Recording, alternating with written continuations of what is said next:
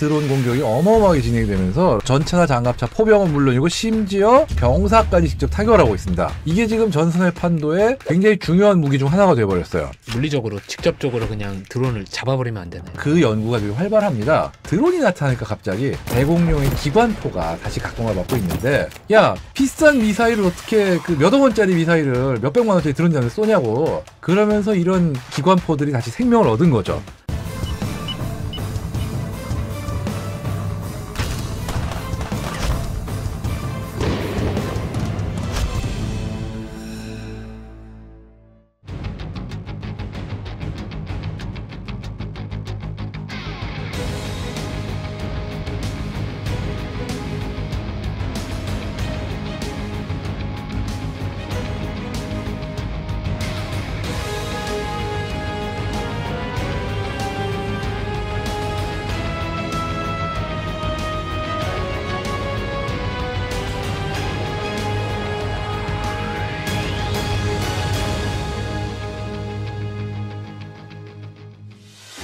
러시아와 우크라이나 전쟁에서 이 드론 전쟁이라고 불릴 정도로 드론의 역할이 대단하다라고 하는데요.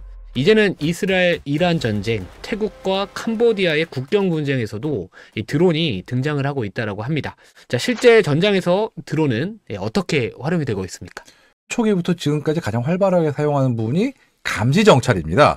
드론을 띄워가지고 표적을 찾아가지고 그 정보를 우리가 볼 수 있는 이런 건데, 예전 같으면은 사람이 직접 들어가거나 소수의 정찰 무인기나 정찰기나 이런 게 들어가서 찾을 수 있던 것들이 이제 드론이 왔다 갔다 하면서 감시를 하니까, 또 포격이나 뭐 이런 공격에서 중요한 게 산착 관측이거든요. 어디 맞았나를 보는. 그래가지고 그걸 보면서 다음 사격을 수정해가지고 맞을 때까지 쏘는 건데, 드론이 적의 미사일 기지나 뭐 전차나 포병지에서 발견하면은 즉시 뭐 이 좌표가 포병 부대나 미사일 부대 전속이 되잖아요. 드론으로 실시간으로 보면서 탄착 수정을 하니까 어느 일까지 가능해졌냐? 10km 밖에 있는 러시아 전차를 우크라이나 전차가 전차포로 잡았어요. 어떻게? 드론을 띄워가지고 탄착 관측을 하면서 수정 사격을 한 거예요.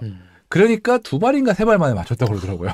지금 정찰 외에도 예. 지금 이제 직접 이제 공격 역할을 하는 이제 드론도 많아지고 있다라고 하는데, 이게 그러면 이제 정찰만 하던 드론이 핵심 전력으로 이제 부상을 하고 있는 건가요? 공격용 드론도 지금 전쟁의 판도에 굉장히 큰 어떤 변화를 주고 있는데, 첫째가 자폭 무인기가 있습니다. 이것도 드론이라고 볼 수 있는 건데, 러시아 같은 경우는 이란제 샤헤드 136 이 무인기를 수천 대를 직접 만들어가지고 사용하고 있습니다. 수백 킬로미터를 날아가가지고 고정된 시설에 대해서 나름 꽤 정확하게 타격을 할 수가 있습니다. 실제로 이 샤헤드 드론 공격이 어마어마하게 진행이 되면서 우크라이나 같은 경우는 전력망이 마비되는 등 심각한 어려움을 겪은 적이 있고요. 그 다음에 또 지금 화제가 되는 게 FPV 드론이죠. 레이싱용으로 만든 거거든요. 원래는 작지만 굉장히 빠르고 크기에 비해서 힘이 세요. 그렇기 때문에 여기에 뭐 수류탄이라든가 소형 폭탄을 달아가지고 그 카메라로 조종사가 이 VR 고글 이런 걸 쓰고 마치 자기가 직접 보면서 조종하듯이 비행을 해가지고 돌입하는 거예요. 전차나 장갑차, 포병은 물론이고 심지어 병사까지 직접 타격을 하고 있습니다. 이게 지금 전선의 판도에 굉장히 중요한 무기 중 하나가 되어버렸어요. 가격? 얼마면 되겠냐? 싸요. 뭐 몇십만 원 수준, 저렴하죠. 하지만 수억 원에 수십억 원짜리 적 전차나 뭐 미사일 이런 것들을 파괴할 수가 있습니다. 적은 비용으로 수조 원대. 가성비 미친 거죠, 이거는 진짜. 그러면 이제 결국에는 우리가 그 드론 공격으로부터 이제 방어 체계도 되게 중요하잖아요. 그렇죠. 예. 드론 탐지가 근데 또 어렵다라고 하는데 그 이유가 좀 뭘까요? 이게 탐지가 어려운 문제는 간단해요. 작아서. 작고 낮게 일반 비행기보다 훨씬 작은 데다 훨씬 낮은 고도를 움직이기 때문에, 게다가 또 움직임이 예측 힘들어요. 소형 드론 같은 경우는 진짜 말 그대로 어느 방향으로 움직일지 알 수가 없잖아요. 비행기 같은 경우는 예상되는 궤적이 나오지만 이거는 진짜 안 되죠. 그러다 보니까 기존의 레이더나 탐지 체계들이 힘을 못 써요. 뭐 찾는 경우도 있지만 연속적인 추적이 쉽지 않다 이런 얘기가 있죠. 실제로 몇 년 전에 북한 무인기가 우리나라에 침투했잖아요. 네. 이때 저공 감시용의 최신형 레이더 한 종류만 탐지와 추적에 성공했고 나머지는 다 실패했어요. 그러니까 그 정도로 이 레이더, 기존의 레이더는 힘듭니다. 그러면 빠르게 움직이는 드론을 어떻게 좀 대응할 수 있을까요? 제압할 수 있을까요? 바람직한 거는 소프트킬입니다. 직접 이거를 파괴시키지 않고 떨어뜨릴 수 있는 방법인 거죠. 제일 즐겨 쓰는 방법이 제밍, 전파를 이용해서 무선 조종을 하잖아요. 그 전파를 방해하는 방해 전파를 발사. 그래서 드론과 상대 조종사 사이에 통신을 두절시키는 거죠. 그러면 드론은 그 자리에서 추락을 해요. 그렇게 해서 드론을 못 쓰게 만드는 거죠. 그 제밍 말고 스푸핑이라는 것도 있어요. 상대 드론에 대해서 같은 주파수를 쓰거나 하는 방식으로 해킹을 하는 거예요. 이러면 드론이 내가 쏜 전파를 조종 전파내로 착각을 하고 그러니까 내가 조종을 해버리는 거예요. 이게 참 재밌는 일화가 있는 게 미국이 상대를 얕잡아봤다가 이걸 크게 당한 적이 있어요. 이게 미국이 정찰용으로 스텔스 무인기를 띄웠는데 센티넬이라고 이란을 상대로 했거든요. 근데 이란이 납치를 해가지고 탈출했어요. 공짜 득템했네요. 그래서 이란을 너무 얕본 거예요. 순식간에 납치해가지고 아주 정말 개망신을 난 적이 있어요. 심지어 이란은 그걸 복제했고 그 복제한 기술로 북한까지 갔어요. 그 기술. 예. 그러면 이 소프트키를 통해 가지고 모든 드론을 그러면 다 무력화시킬 수 있는 건가요? 세상에 그렇게 해주면 얼마나 좋겠어요. 당연히 안 됩니다. 이 소프트한 거는 한계가 늘 있는 거고 어떻게든지 안 당하려고 애를 씁니다. 뭐 주파수 변조라든가 뭐 디지털 보안 체계 강화라든가 여러 가지 방법으로 하고 있기 때문에 창과 방패 수단처럼 A 소프트 킬 기술이 있으면 B 대응 기술이고 이런 식이에요. 물리적으로 직접적으로 그냥 드론을 잡아버리면 안 되나요? 사실 요즘 그 연구가 되게 활발합니다.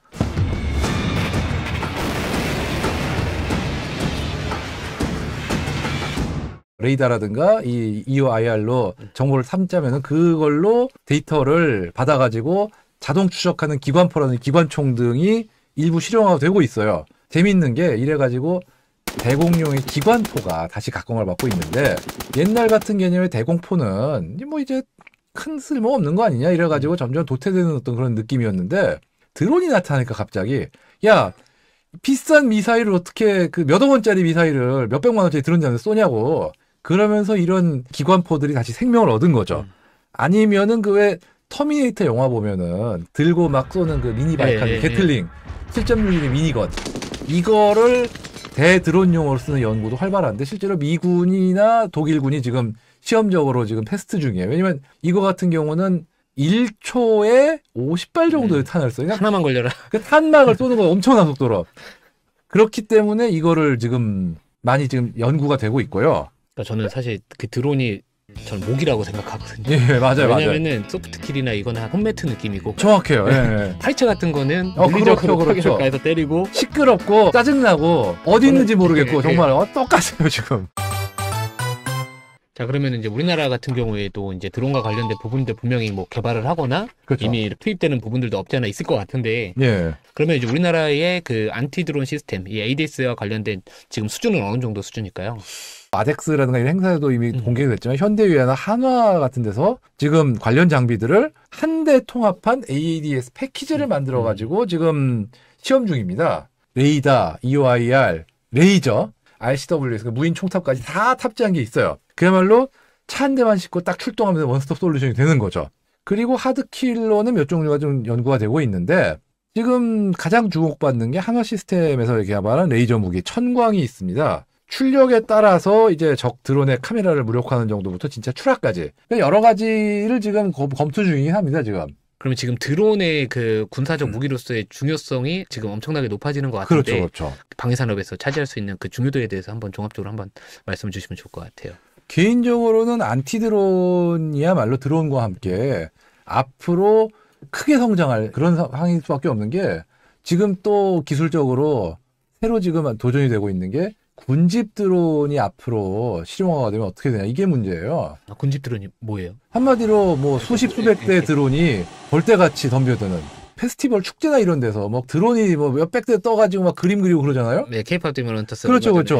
그게 가능하다는 거는 수백 대가 뭐 표적 하나한테 덤벼드는 이런 식으로 벌떼처럼 달려들 수 있다는 얘기고 그러면 이걸 어떻게 대응할 것이냐 이것도 이제 또 고민거리죠. 진짜 힘든. 그렇죠. 오늘은 제가 소개시켜드릴 종목은 바로 하나시스템이라는 기업을 말씀을 좀 드려보도록 하겠습니다. 자, 하나시스템 같은 경우에는 소형 무인기에 대응할 수 있는 방어체계, 이 대드론 체계에 대한 부분들 실제로 자체 개발을 해서 국내 최초로 전력화하는 사업을 수주하면서 뭐 대표적인 이 안티드론 관련주로서 이제 부각을 받고 있는 상황입니다. 특히나 이 동사 같은 경우에는 이 통합적인 다계층 복합 방어체계 솔루션을 보유하고 있다라는 부분들에 우리가 주목을 해야 되지 않을까라고 보고 있고요. 여기서 말하는 이 통합이라는 단어를 좀 보시면 될 것 같은데 단순하게 격추를 넘어서 탐지, 식별, 추적, 무력화 이러는 이 전 과정을 통합해서 패키지형 시스템을 구성을 하고 있다라고 보시면 좋을 것 같습니다. 자, 그리고 다음으로는 또 레이저 무기나 미래 기술을 확보하기 위해서 노력을 하고 있습니다.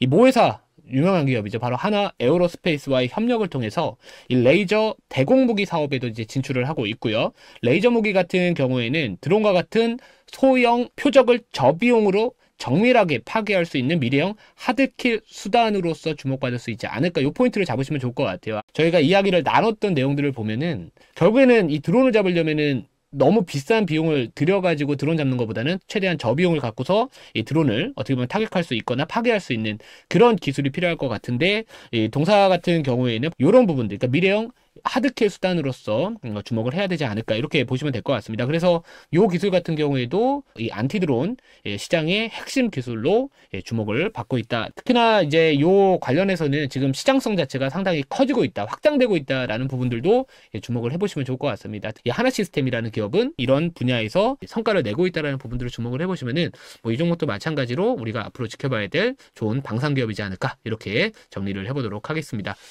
네, 오늘은 전 세계가 막대한 투자를 하고 있는 대드론 체계에 대해서 이야기를 나눠봤습니다. 저희는 다음 주 수요일 더욱더 재미있는 방산 내용을 가지고 찾아뵙도록 하겠습니다.